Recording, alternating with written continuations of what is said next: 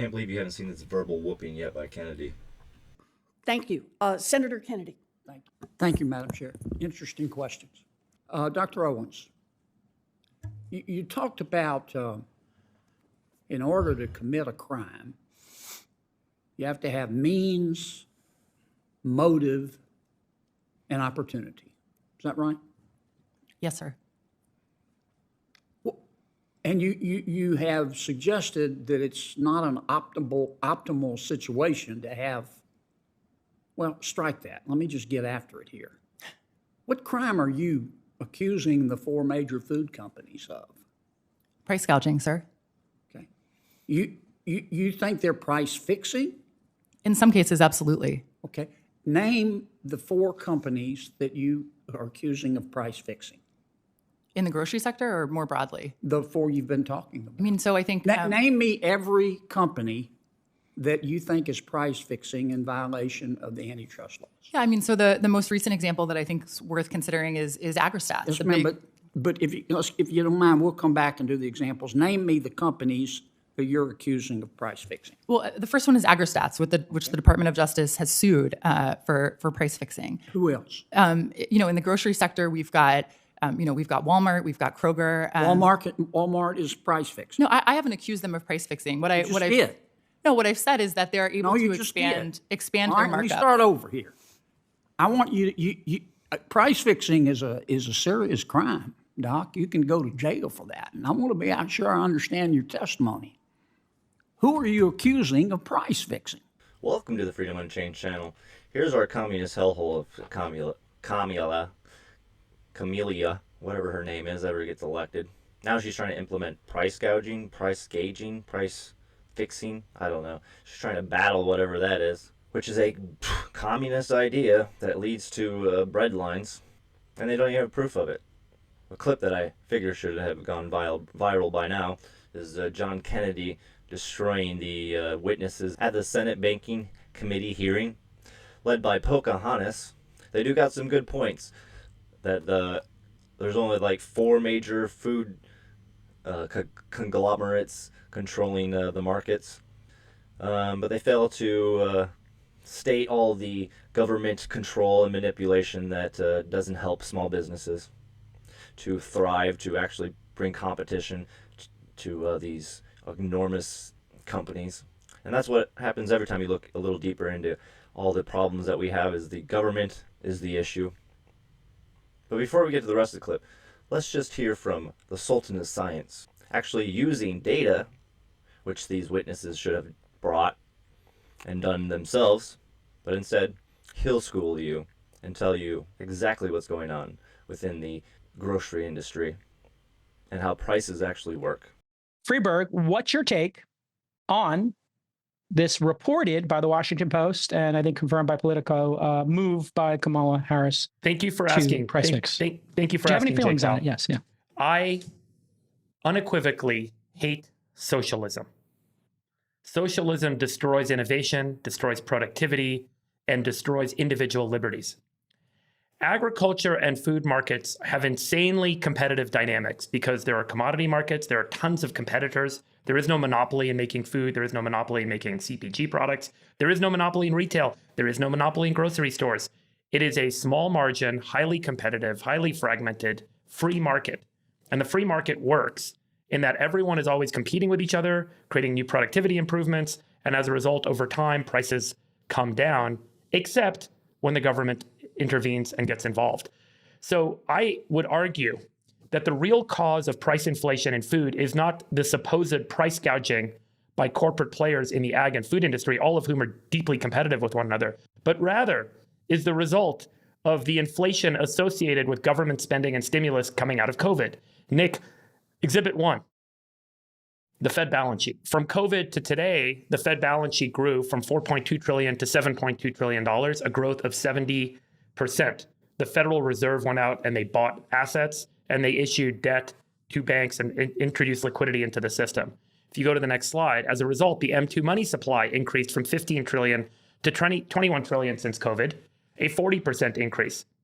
Okay, so now there is more money in the system, so the cost of everything should go up, which is exactly what we've seen. We can walk through a couple of the other commodity price charts from the St. Louis Fed. Here is the price of electricity. As an example, the price of electricity has gone up a little bit less than the M2 money supply. But the truth is, when you start to actually look at ag commodity prices over time, what's happened is there was certainly a boost coming from COVID, but the competition and the challenges in overproduction in the ag markets has started to hit and started to bring prices back down. So here's the price of strawberries. Strawberries today are selling for less than they were pre-COVID. Potatoes are now back to where they were pre-COVID. Now, let me give you some statistics on some of the supposed price gouging companies in the industry. Kraft Heinz stock pre-COVID was $29 a share. Today, Kraft Heinz stock is $34 a share. 2019 revenue of $25 billion, 2023 revenue of $26 billion. EBITDA in 2019 of $6.1 billion, EBITDA in 2023 of $6.3 billion. There's not a lot of profit gouging. In fact, Kraft Heinz has not been able to keep up with the inflation. Starbucks, which we just talked about, their stock was at $90 pre-COVID and today $93.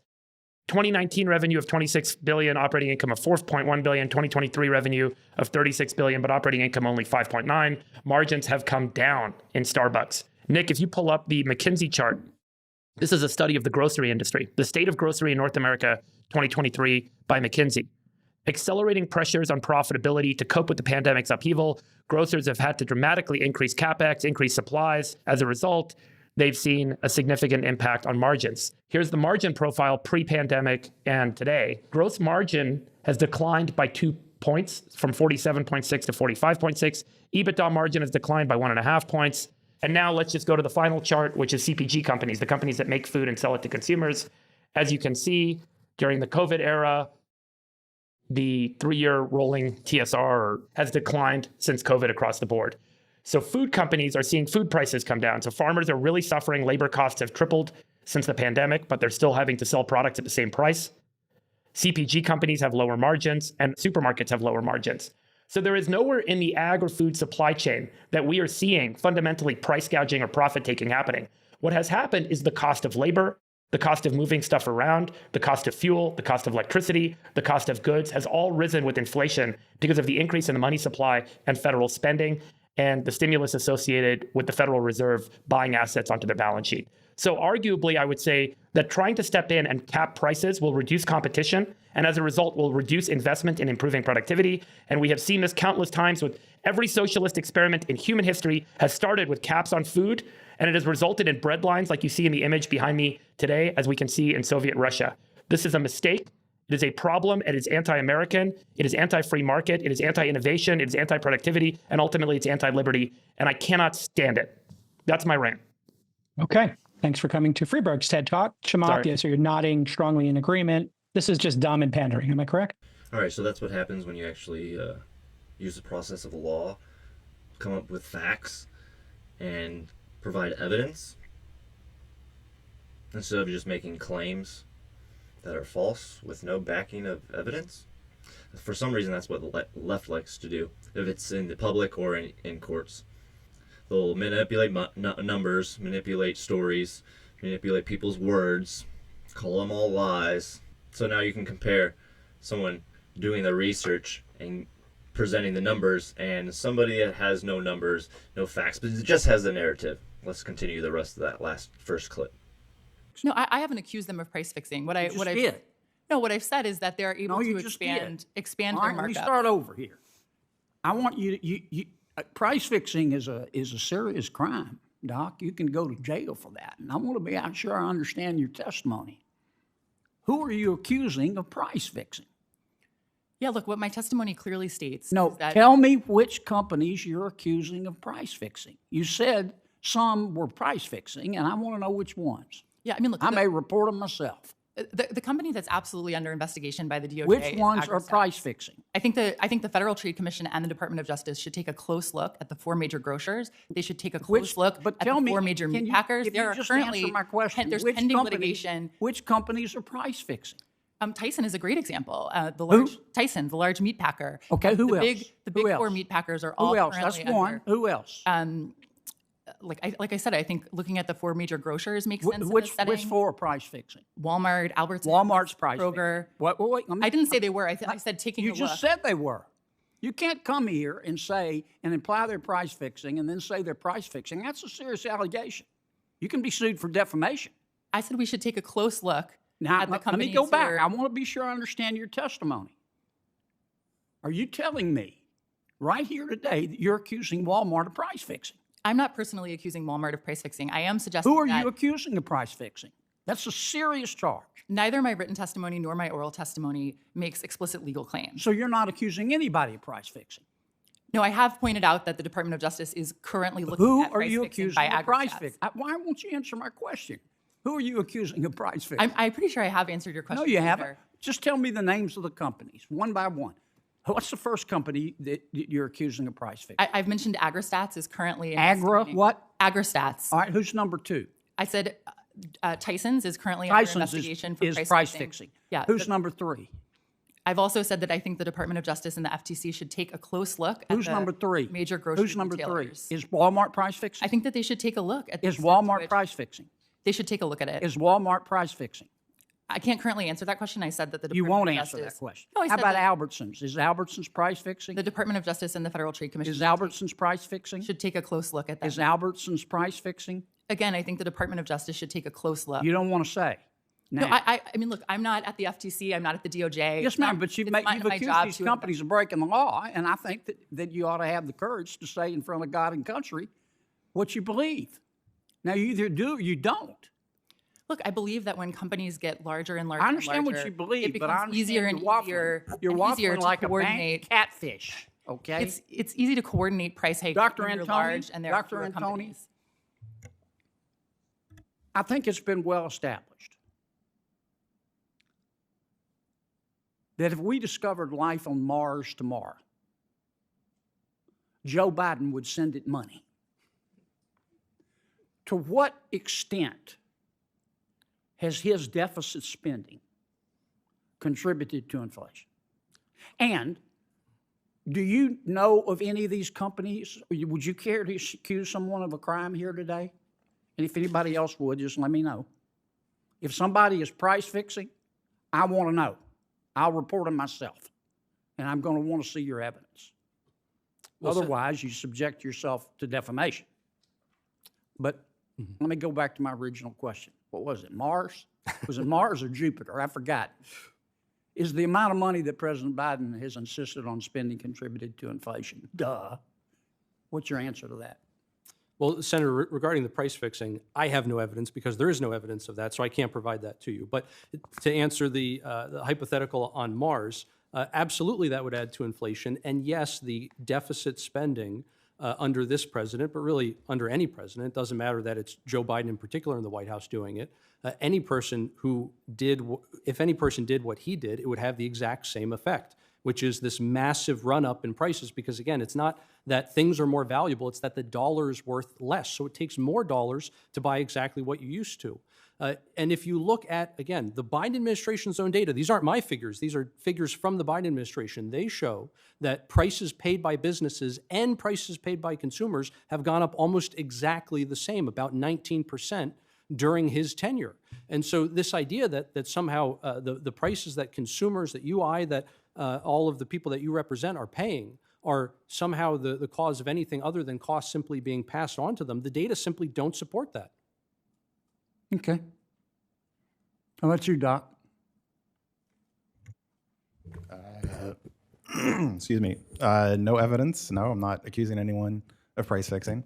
Are you a lawyer by chance? I'm sorry? Are you a lawyer by chance? Oh, no, I'm not. Just an economist. Okay. What happens if you accuse somebody of price fixing and they didn't do it? I probably don't want to be that person. You got good insurance? Yeah. No, I'm not. Not doing that. Okay. Go ahead. As far as the fiscal stimulus stuff, that's a standard economic model, and you can go back and look. Multiple people, Olivier Blanchard is one. Some of the upper bound estimates on how big the shortfall in demand was after COVID and the shutdowns. So, like one of the largest upper bound estimates that I've seen is about $680 billion.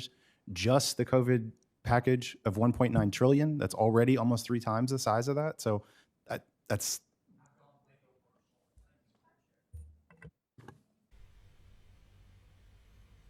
All right, so you can see she has no evidence. There is no evidence of price fixing price gauging, price gouging, whatever they want to call it.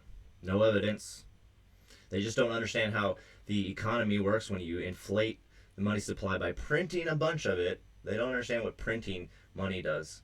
More supply of money means you need more money to buy the actual supplies that are still in the economy, that are like in a fixed production, or you have to produce more.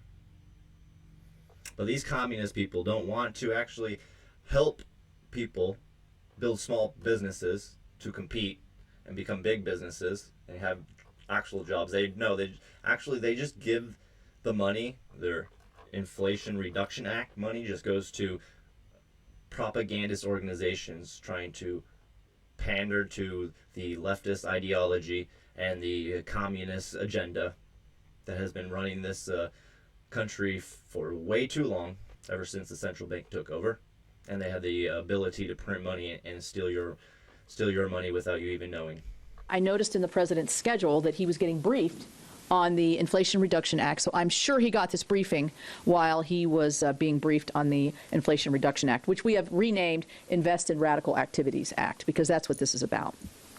So we've really been digging into who is getting these massive amounts of grants through the EPA. There's $3 billion in the Inflation Reduction Act, the IRA, that will go for different climate kind of buckets.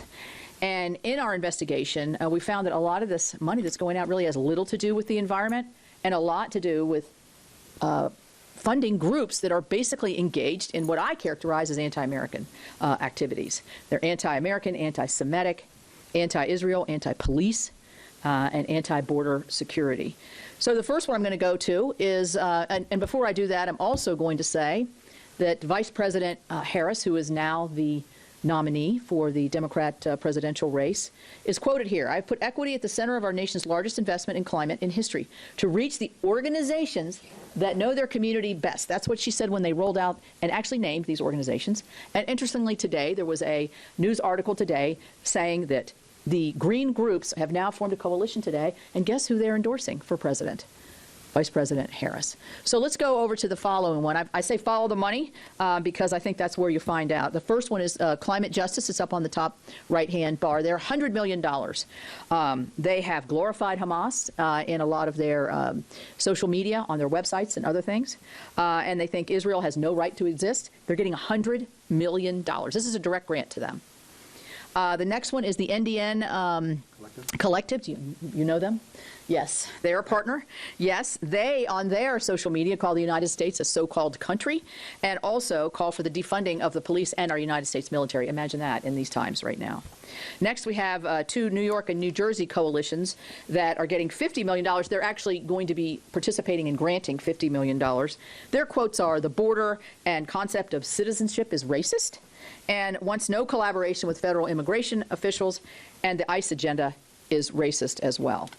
Then we have the social and environmental entrepreneurs, $50 million. Again, abolish police, abolish prisons. The latest one, and those previous ones I'm talking about were all announced in December by the Vice President and named on the EPA's materials as they rolled them out through the press. The Ella Baker Center for Human Rights, the most recent funding was announced last week, is getting between $1 and $3 million, and they are actively advocating to defund police, decriminalize shoplifting, and abolish our prisons. So I think that that this uncovers quite a bit of the $3 billion. We're up to $200 million, actually a little bit more than that, if you count everything all in. And this is just the lack of accountability. The administrator of the EPA has been questioned about this. He says the money hasn't gone out. That was their first thing. Well, they haven't gotten the money yet. Now they're saying, well, we don't check out the partner organizations. So this NDN would be a partner organization as opposed to an actual grantee. So why aren't you vetting these people? I mean, this is taxpayers' dollars. And what do they have to do with telling people how to live and cope better and clean up their environment? So I think that we need to know that these are appalling to me and to many of us who work hard to make sure that we're not just paying our taxes, but we're also making sure that we're making good investments from the federal government. So what are we doing about it? Well, we're shining a light on it and urging the EPA to not disperse this money. And coincidentally, they haven't dispersed all of this money yet, so we'll see what happens. I pushed in the Appropriations Committee for more money for the EPA Inspector General, somebody to follow the money within the EPA. because they know best. An inspector general would be able to do that. And then I think the most important thing is when we take control of Congress after January, we will be able to defund a lot of this, but we also be able to follow it and do much more oversight. So I'm going to turn it over to my friend from Nebraska and see his perspective on this. Well, thank you, Senator Capito, for highlighting this and showing some transparency and some sunlight on what's going on here with regard to these grants through the Inflation Reduction Act. But as you all more aptly named it, the Investment in Radical Activists Act, right, because that's exactly what we're doing here. When you're giving money to organizations like the Climate Justice Alliance, and they are funding the March on Washington, and they are waving the free Palestinian flags and so forth, we're paying them to lobby our government. I got to tell you, everyday Nebraskans don't think that's a good idea. Like that our tax dollars should go to radical organizations to lobby our own government. That's just crazy. And you're talking about the NDN Collective and the things they want to do, like abolishing the military, abolishing the police, abolishing Customs and Border Protection, abolishing Immigration and Customs Enforcement. Again, everyday Americans think those organizations are important organizations, and we want to keep them to keep us safe. They are way out of step with what everyday Americans want to see. This is really, really radical stuff that they're promoting. And then we have organizations like the social and environmental entrepreneurs who are spreading climate alarmism and, again, funding left-wing groups. This is not what our tax dollars are supposed to go for. And to your point about the EPA, because all this money is going through the EPA, I was just talking to a company yesterday who said, hey, we need more help with getting permits done. We can't get permits fast enough, frankly, for some of these environmental projects even. And it's because the money is going to fund these radical organizations and not that nobody's paying attention to how many people they've got working in their different regions to be able to help get these permits processed. So on the one hand, the EPA's got legitimate business they're not getting done. On the other hand, they're funding these radical environmentalists and other sorts of organizations. And again, it just gets back to everyday Americans, that's not how they want their money spent. They want their money spent here in Washington, D.C. wisely.